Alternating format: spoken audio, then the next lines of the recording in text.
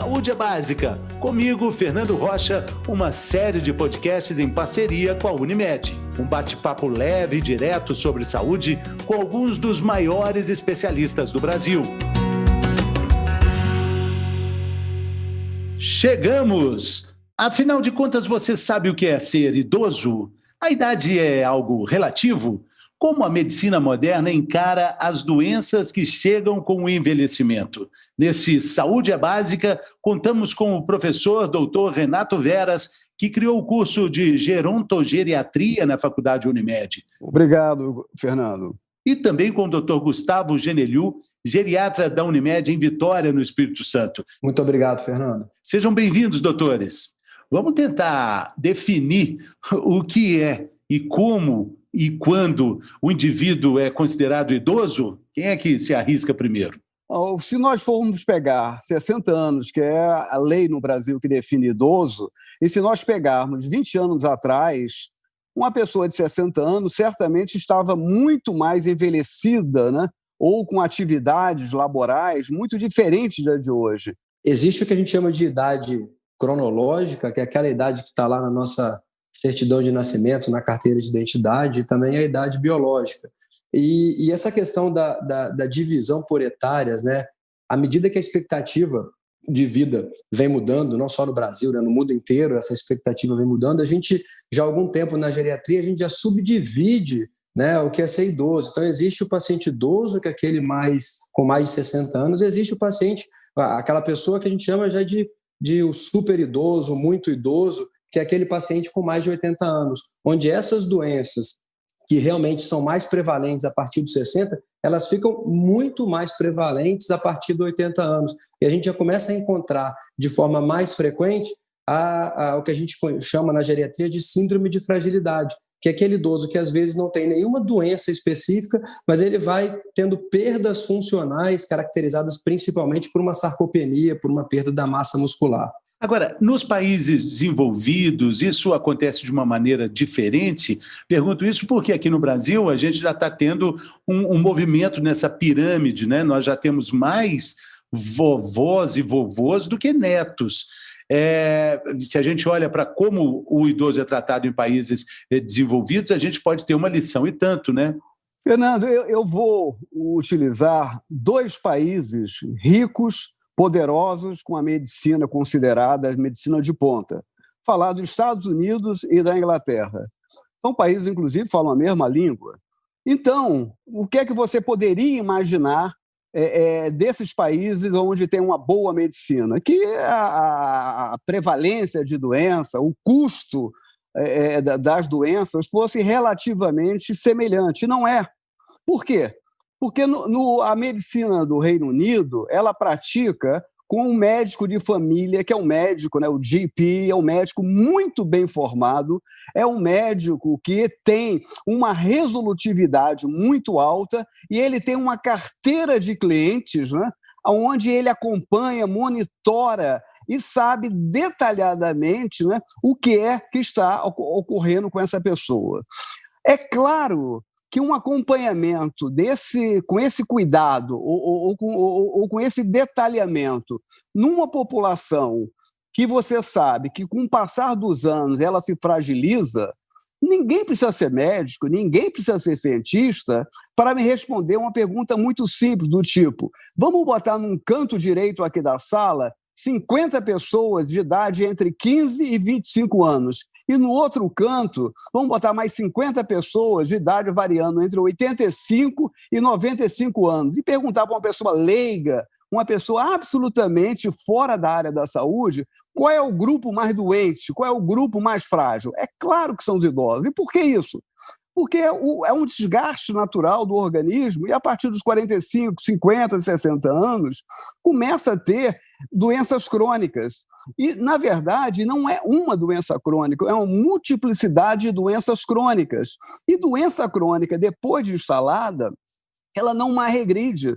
Da mesma forma que não existe nenhuma moça meia grávida, ou está grávida ou não está, não existe uma meia doença crônica. Não, pegou aquilo, vai... Na verdade, é uma progressão. E é por isso que o papel do geriatra para a pessoa de mais idade é estancar a evolução dessa doença, de tal forma que a pessoa possa ter uma vida plena, saudável, participativa, apesar de ter doença.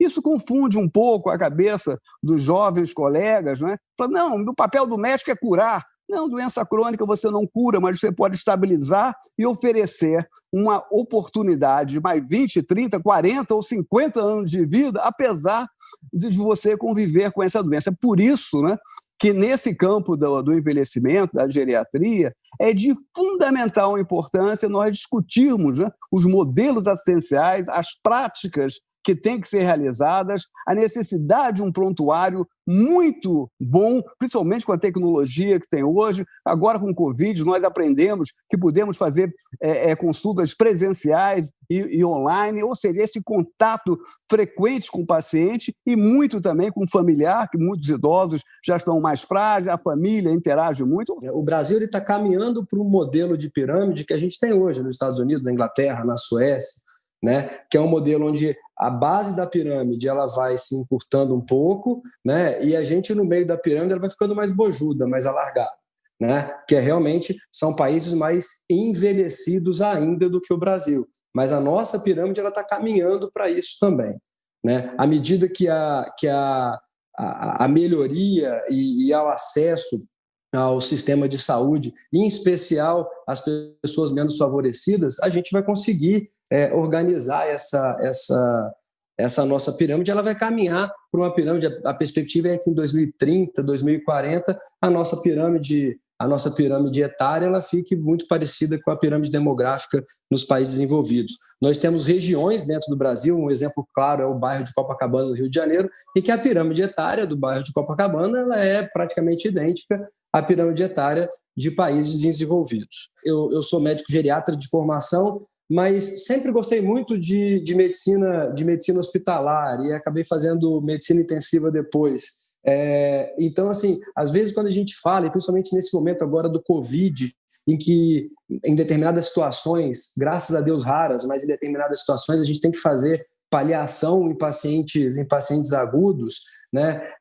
O que às vezes a população não entende, alguns colegas, que toda vez que a gente deixa de objetivar a cura, a gente está paliando. E nem sempre que a gente fala em paliação, a gente está falando em morte, especificamente, né? Então, é fundamental que o médico generalista, né, em especial o geriatra, que eu acho que hoje no Brasil, no mundo inteiro, o médico que mais se aproxima daquele médico de família antigamente, que era o médico generalista, que realmente tomava a situação do paciente e encaminhava para o especialista quando realmente era necessário, hoje é o médico geriatra, que tem na sua formação essa característica aí, né, de englobar cuidados, englobar tratamentos, enxugar prescrições e realmente encaminhar quando for realmente necessário. Bom, nessa questão é interessante porque a gente tem aqui conosco um gerontogeriatra. Como é que é isso, doutor? O que é essa especialidade? Estamos falando aí de multidisciplinas, estamos falando de cuidados que envolvem várias especialidades médicas. É isso que seria a especialidade do senhor? Na área da saúde, nós usamos o termo geriatra para o especialista de pessoas de mais de 60 anos. E o gerontólogo são todos os profissionais da área da saúde que dão suporte, né, para esse geriatra, ou seja, a enfermeira, o psicólogo, a nutricionista, o fisioterapeuta e outros profissionais que trabalham com o geriatra, com médico, com formação no envelhecimento humano. No meu serviço da Universidade do Estado do Rio de Janeiro, da UERJ, que foi credenciado pela Organização Mundial de Saúde como um programa modelo, o que é que nós fazemos? Nós trabalhamos em dupla, o médico com a enfermeira, que a enfermeira é de fundamental importância. Ela liga para o paciente, para o familiar, vê se o remédio está sendo tomado, ela faz um monitoramento, né, absolutamente obsessivo, que é o papel dela.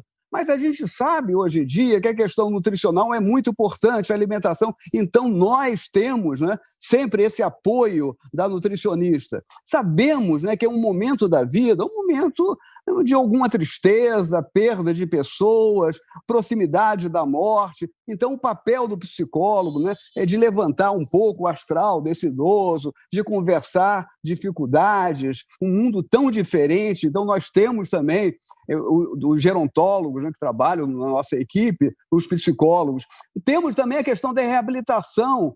Então, nós temos o pessoal da atividade física, né, com formação específica, né, em atividade física, e temos também o fisioterapeuta para reabilitar possíveis dores naturais, né, devido à idade. Então, a gente tem uma equipe de saúde, que essa equipe de saúde, se ela estiver numa nossa unidade, onde o médico e a enfermeira trabalham junto com a carteira de clientes.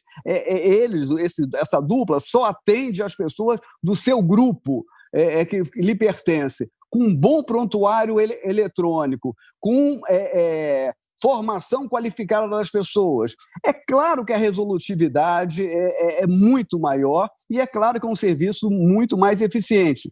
O que nós precisamos no Brasil é nos libertar dessa fragmentação, desse modelo americano, né, de quanto mais médico, melhor, quanto mais hospital, melhor, quanto mais remédio, melhor. E claro que não. Hoje nós sabemos que é heterogeneia, sabemos, né, da necessidade desse idoso ter um tratamento um pouco mais leve, né? Essas instâncias pesadas, onde a gente fala muito, né, de hospital, UTI, cirurgias.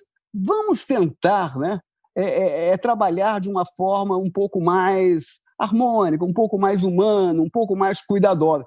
Claro, sem esquecer toda a importância que é fundamental, se você precisar trabalhar nas instâncias pesadas. Quero deixar bem claro que eu não sou contra o hospital, eu não sou contra o especialista, eu não sou contra os remédios. Inclusive, nós estávamos até falando no início da conversa sobre a questão das vacinas. Obviamente, né, eu sou a favor da ciência e sou a favor do conhecimento científico, mas nós devemos valorizar, né, a questão do monitoramento para estancar a evolução da doença, que essa doença vai acontecer, e nós conhecemos muito bem, né, a grande maioria das doenças que acometem o idoso. Se a gente está trabalhando com um grupo de doenças que vai atingir quase mais de 90% dos idosos, então é possível trabalhar essas doenças de uma forma bem anterior. A partir de que idade a gente pode falar da necessidade de uma consulta ao médico especialista em velhice, no entendimento disso tudo? Do ponto de vista por lei, nós dividimos a geriatria, né, o paciente geriátrico idoso acima de 60 anos. Né? Mas se a gente for avaliar, a gente começa a se preocupar e a se prevenir com determinadas doenças ainda mais precoce. Então, não existe uma idade específica para isso. Né? Então, a partir dos 40, ou seja, dos 50, e que a pessoa sentir necessidade de buscar uma informação preventiva, o clínico geral hoje é uma especialidade em extinção. Então, ele já pode começar essa orientação com o seu próprio geriatra. Né? Quais os exames que eu tenho que fazer para prevenir as doenças mais prevalentes para a minha faixa etária? Qual a minha orientação em relação à atividade física? Existe alguma medicação que eu precise tomar de forma preventiva? Quando a gente lida com medicina de grupo e que a gente precisa criar cortes para que esse paciente busque a geriatria, a gente coloca um corte de idade ou um corte de alterações funcionais. Né? Um paciente que tenha determinada limitação, mesmo que ele não tenha 60 anos, ele pode buscar o geriatra. Isso quando a gente lida com medicina de grupo ou com medicina com o serviço público que a gente precise especificar e fazer um corte de busca ao geriatra. Mas, de uma forma geral, o geriatra ele está acessível à visita do seu paciente, independente da faixa etária. Doutor, o senhor falou dessas doenças, dá para a gente identificar um grupo delas aí, importante, algumas que serão e seriam inevitáveis com as primaveras, com os outonos? As doenças cardiovasculares, de uma forma geral, né, iniciando pela hipertensão arterial, passando pelas doenças das coronárias, né, o risco de desenvolver um acidente vascular cerebral, né, vulgarmente conhecido como derrame, o AVC, ele também fica mais evidente com o andar, com o caminhar da idade. Né? Andando um pouquinho mais para frente, as doenças neurodegenerativas, como as demências, né? O temido mal de Alzheimer, a doença de Alzheimer, ela se torna mais prevalente também com o caminhar da idade. Alguns tipos de câncer, por exemplo, a gente falou agora em novembro sobre o câncer de próstata, então ele é mais evidente com o caminhar, então a partir dos 45, dos 50 anos, um homem ele fica mais propenso a isso. Então essas sim são as doenças mais prevalentes. As doenças osteoarticulares, né? A artrose, né? As doenças de limitação motora, elas também são mais prevalentes com o caminhar da idade.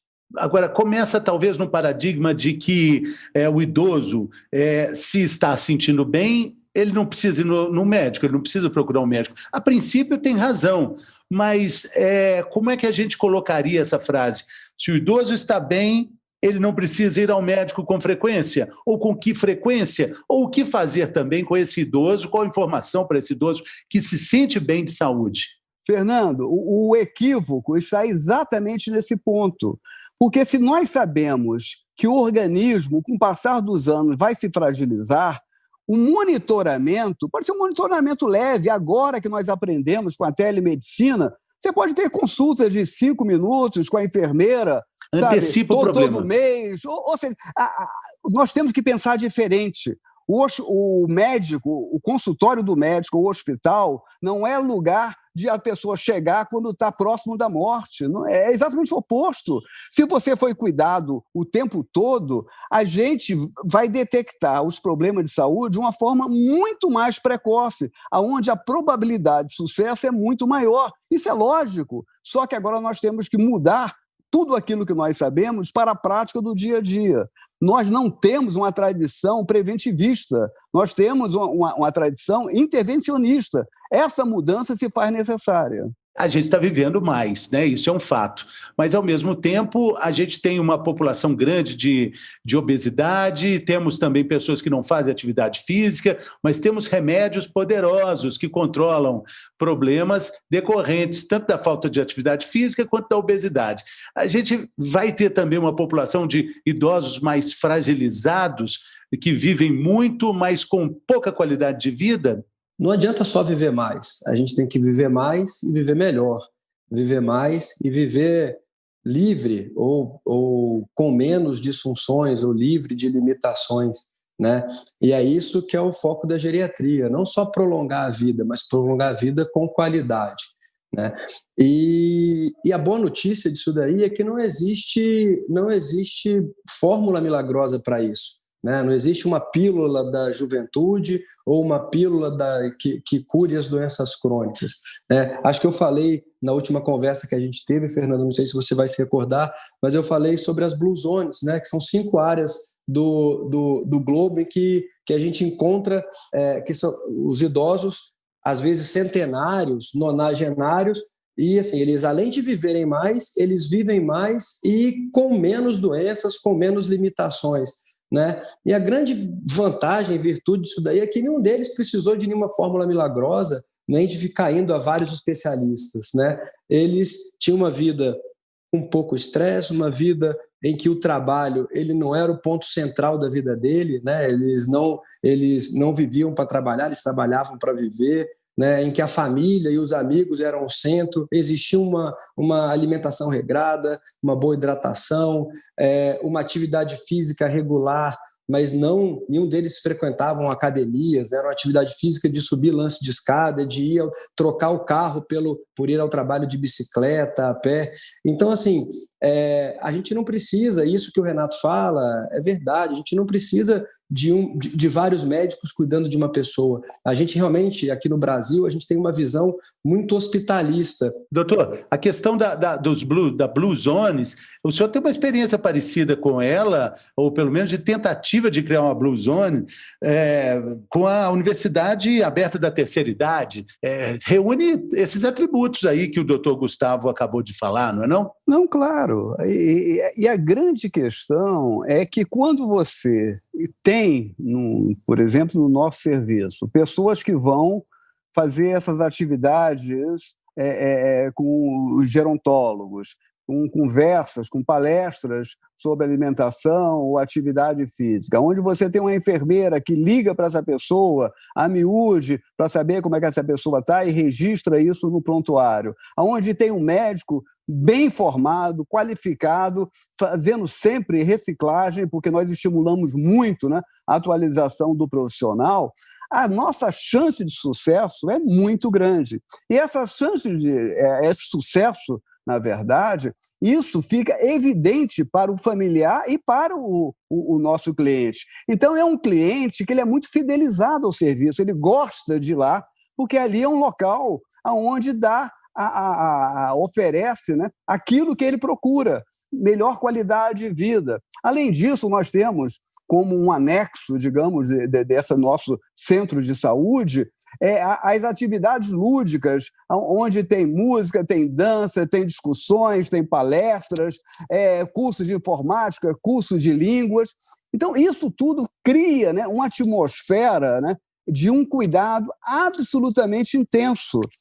E os resultados são excelentes. Nós temos, né, uma proporção de pessoas com problemas graves muito menor, a nossa taxa de internação é muito inferior. E o que é que isso impacta? Impacta nos custos. Nós oferecemos mais qualidade assistencial, melhor assistência com custo mais baixo. É muito interessante a gente falar, quando a gente fala de uma atenção básica à saúde, quando a gente fala de um cuidado que começa muito antes de pensar na velhice em si, dizer que a Central Nacional Unimed, as faculdades Unimed, oferecem um curso gratuito para a formação de cuidadores de idosos, que é uma oportunidade ótima para quem cuida de um idoso na família, se aperfeiçoar e também se colocar no mercado de trabalho. É muito importante a gente também olhar para a saúde do cuidador, né, doutores? São pessoas que estão vulneráveis, a gente não fala muito do cuidador, mas ele precisa também de atenção, né? Só lembrar que não só o cuidado com a formação do cuidador, mas o cuidado com as doenças que acometem o cuidador. Lembrando Sim, que a saúde dele... Nem sempre esse cuidador é um profissional, né? É um profissional que fez o curso. Às vezes, em grande parte das vezes, esse cuidador é um familiar e que, às vezes, esse cuidador é um familiar idoso. É o cônjuge, é um filho mais velho. Então, assim, o especialista que está cuidando, né? O médico, o profissional que está cuidando desse paciente, tem atenção especial também para as doenças que possam acometer o cuidador. Doutor Gustavo, como é que a gente pode perceber, nós estamos falando de linha da vida, não cravamos aqui uma idade de cuidados que definem uma pessoa como idosa, porque essa linha é muito dinâmica, mas chega uma hora que a família precisa de perceber sinais de uma atenção maior. Estou falando do cuidador, até da contratação de serviços mais intensos. É uma decisão que não é fácil, mas ela manda alguns sinais. Para a gente ajudar nossos ouvintes aqui numa situação como essa, quais são esses sinais? Qual é o ponto de mudança para um cuidado maior, também até para um gasto maior? Quais são os sinais que a família precisa prestar atenção? Eu acho assim, existem situações bem claras, né, que é quando realmente há uma limitação de mobilidade importante, né, em que o autocuidado daquele paciente ele fica prejudicado. Essas são situações claras em que você precisa realmente contratar o cuidador, ou que aquele idoso que previamente era rígido e que subitamente, né, ele fica acamado, seja por trauma, seja por um acidente vascular cerebral. Mas existem situações peculiares em que a gente deve individualizar cada caso. Por exemplo, um paciente que ele começa a apresentar perda cognitiva progressiva, né, no caso das demências, e que ele ainda é rígido e que ele ainda preserva determinada funcionalidade em relação à alimentação, em relação a tomar banho, mas que esse idoso ele precisa de vigilância. Às vezes ele mora sozinho e começa a desenvolver um quadro cognitivo. Acho que, a meu ver, essa é a situação em que realmente deixa o profissional de saúde e a família em especial mais em dúvida, né? coloco uma pessoa lá dentro, trago esse idoso para minha casa, é a hora de colocar um cuidador, e aí a gente deve individualizar. Mas as situações claras, Fernando, são aquelas em que realmente há limitação funcional, em que aquele paciente ele perde, né, a capacidade de se autogerir, a capacidade de fazer a sua higiene pessoal, a capacidade, obviamente, em casos mais graves, de se locomover, e aí esse é o momento de se contratar ou de se treinar ou de se encontrar alguém na família que se torne o cuidador desse paciente. Tem uma situação também, Fernando, que é muito perversa, mas nós temos que falar, né, do mundo real, da sociedade, né? Muitas famílias com poder aquisitivo um pouco maior contratam, né, cuidadores, né, mais de um, para poder fazer o revezamento, ficar a maior parte do dia, como forma, né, de esconder o seu velhinho, né, como forma de botar essa pessoa no seu quarto e não sair dali. Ali monta uma estrutura, televisão, um cuidador 24 horas, tem um banheiro ali no quarto, ou seja, isto é algo muito perverso e acontece com alguma frequência. Talvez a frequência não seja maior, porque pessoas com esse poder aquisitivo no país não seja tão grande assim. Então, como trabalhar também a família, né, o papel do cuidador, o cuidador ser um integrador, né, da volta daquela pessoa, ou pelo menos a oportunidade daquela pessoa protegida poder participar mais do dia a dia social dessa família. O mundo mudou, não é só o Covid que está mudando, não. O envelhecimento humano traz transformações muito importantes e nós precisamos, né, conhecer essas situações, né, que não são exceções, estão bastante presentes na sociedade brasileira e nós temos uma certeza. A cada ano aumenta mais ainda o número de necessidades de cuidadores e mais pessoas idosas. Estamos vivendo mais, né? Tomara que a gente consiga entender que essa mudança de viver mais, com mais qualidade de vida, com mais vitalidade, com mais entusiasmo, depende de atitudes que a gente tome ainda antes de chegar até essa idade aí, considerada a terceira idade, mas que a gente ainda não tem nenhum termo. Talvez eu ache o termo mais legal nesse assunto todo é dizer dos perennials. São pessoas que não têm uma idade definida, não sabe se é 70, se é 50, se é 60. Eu até me coloco entre os perennials, porque assim a gente fica num lugar bem tranquilo para dizer que somos vivos aí, né? Que a gente viva com qualidade de vida e alegria. Bom, eu acredito que o caminho é por aí, né? Quero agradecer muito a presença, a gentileza, a generosidade de vocês. A gente se vê por aí. Vocês fiquem à vontade para se despedir também. Por favor, doutores. Muito obrigado, Fernando. Muito obrigado também, viu, Renato, por compartilhar com você aí fera na geriatria, gerontologia. Você não vai lembrar de mim, com certeza, é muita gente que passa, mas já assisti muita aula sua. Tive como meu professor, o professor Carlos Paixão, também aí no Rio. Então eu cruzava muito com você, muito. Prazer muito grande revê-lo, viu? Aprendi muito e continuo aprendendo. Muito obrigado pelo convite, muito obrigado, Fernando, pelas perguntas, Gustavo, meu colega, pelo carinho, né? Pela lembrança de ter tido aula comigo, ou ter estado em alguma palestra. Espero ver vocês em breve, né?